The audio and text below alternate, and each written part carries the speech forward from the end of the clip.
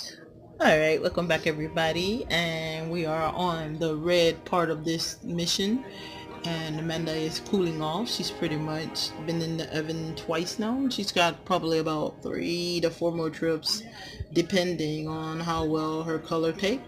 I know I said I wasn't going to paint the face on cam, but I did want to give you a kind of a quick view of what's going on her head. She does have her veining, and she does have a good little bit of color on her, and we are going to be working on her lips in this episode, so you get to see her face up close changing and stuff. What we're working on is our red shade of this doll, like I said, and now we have, so everything is kind of switched out. Everything is red where it was once blue. We have a red molting pad, new dry things. I make my blushing. I mix between a warm blush and an ethnic blush when I'm doing my ethnic babies, only because the ethnic brush to me is too dark, and the warm blush is a little touch light. So we have that. And hidden up in here, I have part 2 of our nails, which is actually a Flesh 7. I'm gonna let the camera catch up. Flesh 7, and it's mixed in with a little bit of the blush to give it more of a skin tone. I don't know if you can see it that well, but I did these fingers already, and you can see the blue part in contrast to the pink part. And then on the next one we will give her just a touch of a nail tip, and I learned a really great lesson with that, so I get to teach it to you about how to make the tip without it looking like you took the baby to the beauty salon. Okay, like I said, first I'm gonna put you down. Put you down. This is where I start working on my lips and stuff. This is where I get kind of crazy with it. I have a pet peeve. I'm not a beautician, but I do want her lips to look perfect. And what we do is we take our blush first. We're going to do this first because we're going to do this in layer, and I want each layer to have a chance to actually dry. So we take our mixing blush, we touch our dry sponge, and we're going to, this is before, and we're going to take the paint, and just as if we're doing a person's face, we're going to put the first layer of pink on. Maybe a little more than that. Not to be that ungenerous, but you don't want it heavy. You just want a little bit of pink on those lips. And a little dab on the inside. But if you notice, I omit that middle section on ethnic people. That section is a little touch lighter. And I will come back and hit it, but not right now. What I'm seeing though is she has little white spots that should have actually been brown. So what I'm going to do is go ahead with the red. And when I come back with the brown, I'll show you, when we come back to do the brown one, I will show you where we go with that. Alright, so that's her lips. We're going to actually let that dry, and we're going to actually come back to that. Alright, so we'll put that with grab a limb now, so I can show you how I do my moteen with the red. And it's very similar. Matter of fact, it's probably the same process as the blue, with the exception of we won't do any red veins, of course, but the molting is similar. And we will also, I kind of do a 2-step process when I'm doing limbs. Saves a little time, but you get a really great color if you come back on your limbs. I always start on the inside of the hand, give a little dab, then we start on the inside of the hand, and we generously pat. And when you're doing the red molting, you're going to come all the way around, all the way up the, and what should be happening is that blue should be popping out in between that red. And we'll have a little, should be a little red. It'll almost on Caucasian babies, because their skin is so light. The first coat is so light, it looks almost bad.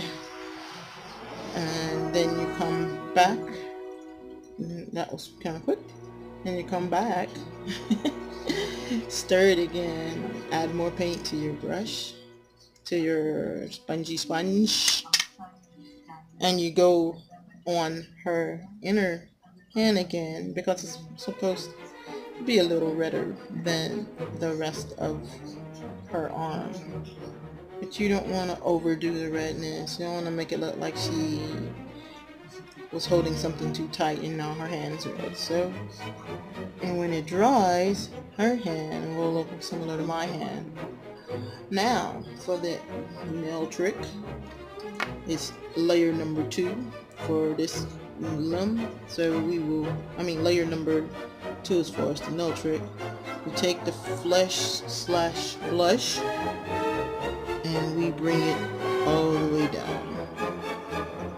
And all we're doing is painting her nails with it. And what has happened is that blue is still there, and the blue is gonna pop out.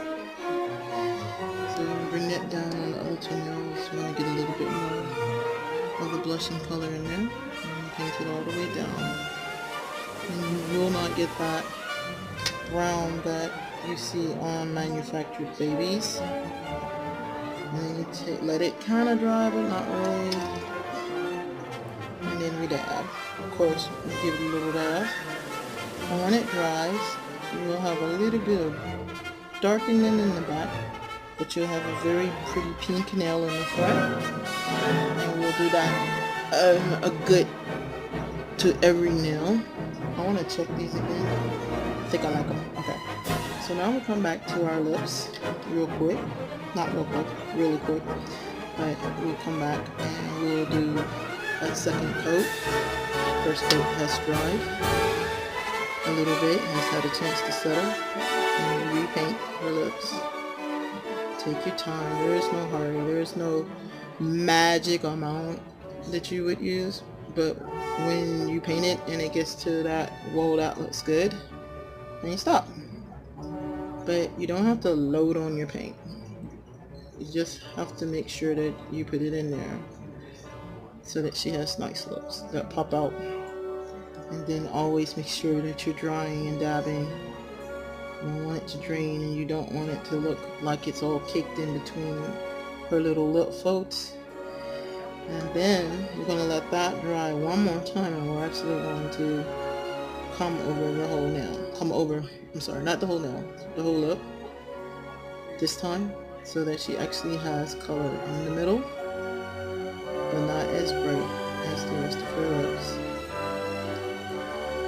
And that is how you make some really pretty lips that are not overpowering.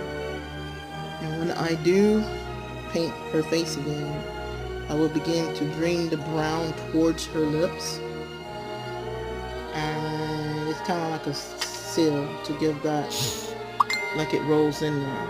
So there you go. We'll let her lips dry,